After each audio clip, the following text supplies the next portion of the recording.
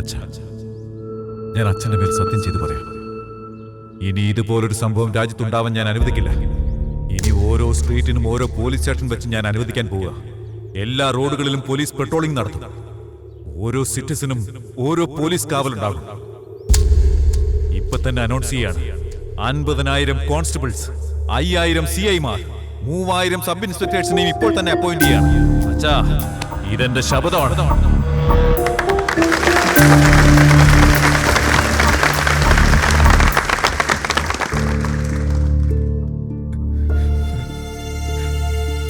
എന്ത് ചെയ്യണം?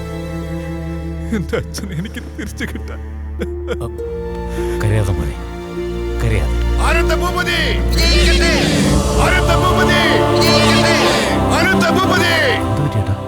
എത്ര നുണ പറഞ്ഞാലെന്താ? എനിക്ക് ശേഷം 20 പേരെ സംസാരിക്കാനുള്ളത്. അത് മുഴുവൻ കേട്ടോണ്ടിരിക്കാൻ പറ്റും. എനിക്ക് വേറെ ജോലിയുണ്ട്.